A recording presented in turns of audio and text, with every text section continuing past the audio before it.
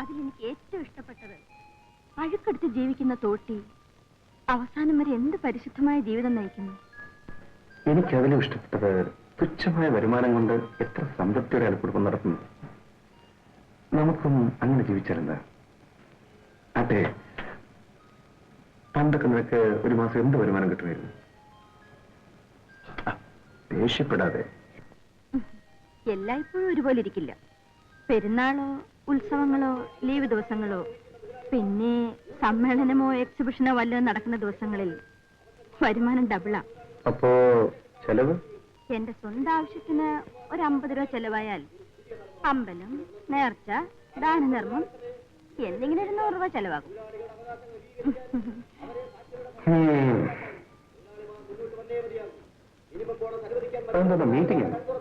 അതെ, ഒന്ന് ശ്രദ്ധിക്കുക. അയാൾ നല്ലതുപോലെ പ്രസംഗം കഴിഞ്ഞാൽ പിന്നെ നേരെ ഇങ്ങോട്ടല്ലേ വരുന്നത്. ഇനി ഏതവനെങ്കിലും ഇങ്ങോട്ട് വരട്ടെ, ഇടിച്ച് അവന്റെയൊക്കെ പല്ലി ഞാൻ കുഴിക്കും.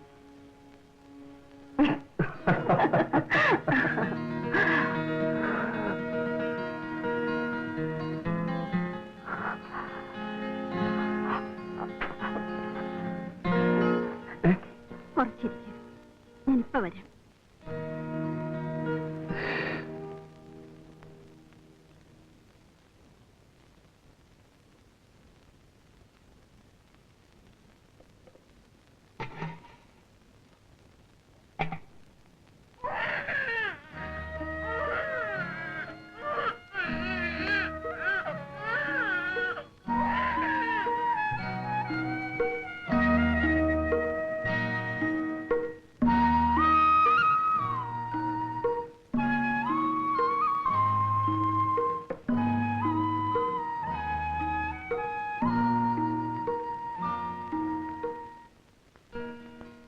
നീ എവിടെ പോയി? പതിവ് പോലെ ഞാൻ മരുന്ന് കഴിക്കാൻ പോയതാ. പക്ഷെ ഞാനിപ്പോ കഴിച്ചില്ല.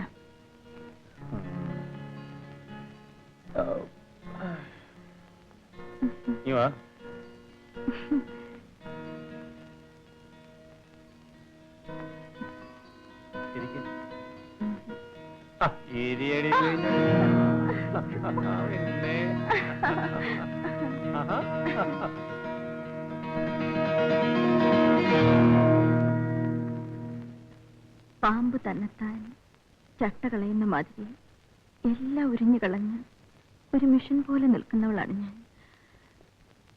പക്ഷേ ഇന്ന്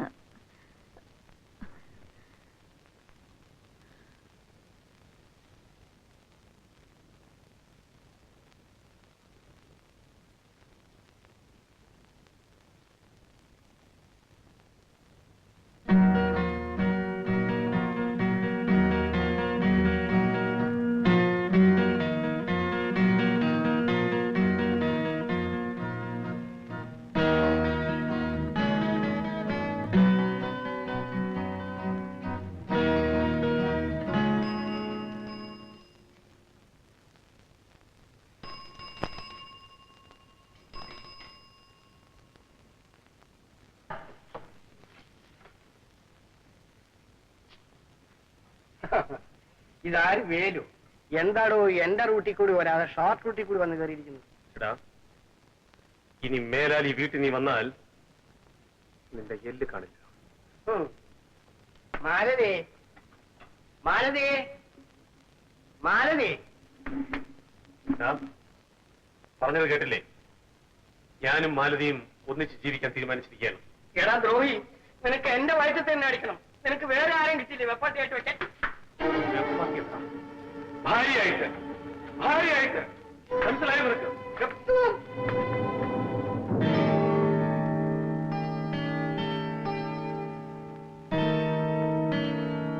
നിന്നെ ഞാൻ കണ്ടോളാം.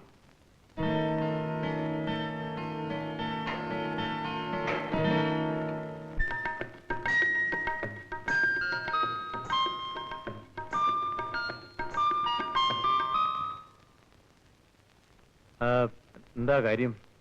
ആ ഗോപിയേട്ടൻ ലീലെ വീട്ടിൽ നിന്ന് ഇറക്കി വിട്ടു. ഇത്രയേ ഉള്ളൂ? അതവന്റെ സ്ഥിരം തൊഴിലല്ലേ? അവൻ നന്നാകാനങ്ങും പോകുന്നില്ല.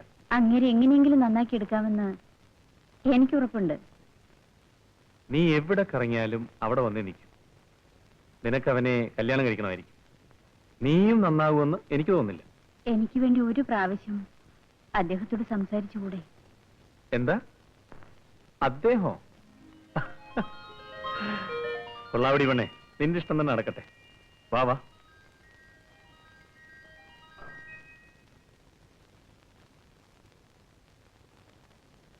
അങ്ങേരിവിടെ ഇല്ലല്ലോ, പുറത്തു പോയിരിക്കുക.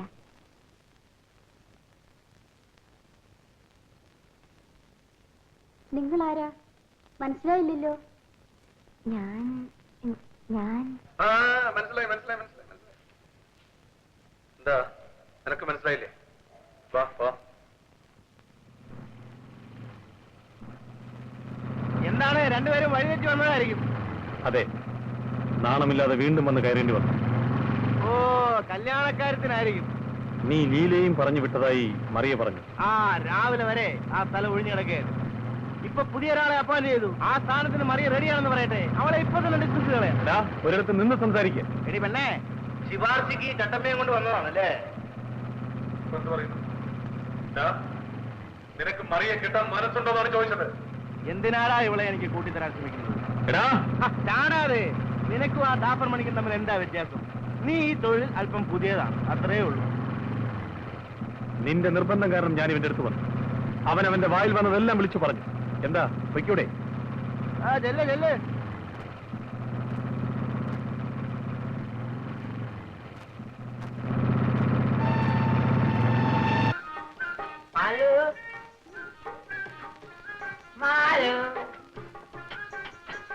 अमरलाल आ गया है।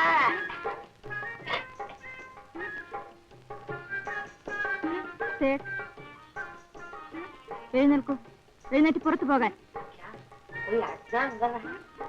അനാവശ്യം പറയരുത്. ഞാൻ ഇപ്പോഴെല്ലാം നിർത്തി. ഇനി ഇങ്ങോട്ട് വരരുത്.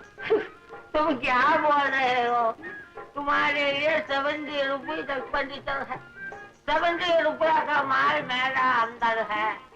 पीटर को किक जाता है, लेकिन अब सब कुछ उधर गया। मालूम? തന്നോട് എനിക്ക് പോരാ പറഞ്ഞത്. एല്ലാം നിർത്തി പറഞ്ഞു. तूने कैसा मालूम है? 70 रुपये का माल मेरा अंदर है। 70 रुपया तक मेरा अंदर है। ഇനി കച്ചവടം ഇല്ലെന്നോ പുറത്ത് ബോർഡ് വെക്കാനിപ്പോ ഒന്ന് പോണ ചേട്ടേ. मालूम तुम्हारे लिए पति मेरे तला मुठो पड़ा। पति मेरे आदि पड़ा।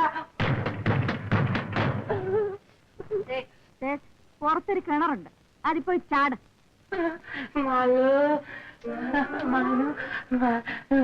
तुम आज क्यों ऐसा बोलती हो? मैं तेरे पाँव पकड़ता हूँ। 70 रुपये का माल मेरा अंदर है। तेरे बिना मैं जी नहीं सकता. कृपा करो मालू. नी एने पो पड़ा ना नी पो चाहू तुमने चाहू मालू. मेरी जान. अरे आंजनेय, तुम कौन है? पति शादी हो गया क्या? कल्याण കഴിക്കാൻ പോകുന്നു. ठीक है. अरे भाई, अरे ഇവിടെ ഞങ്ങൾക്ക് വിട്ടു തരൂ. നിങ്ങൾ നാട് നന്നാക്കാൻ വേറെ സ്ഥലം നോക്കൂ. बोलो मैं एक वेश्यावृतन हूँ. अरे तुम क्या करते? 70 रुपये माल मेरा अंदर है.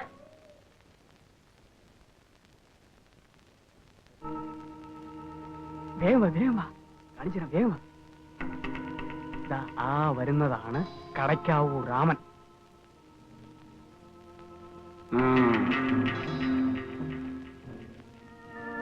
നിനക്ക് എന്തറിയാമോ ആ ശ്രീധരൻ നായരെ പറ്റി?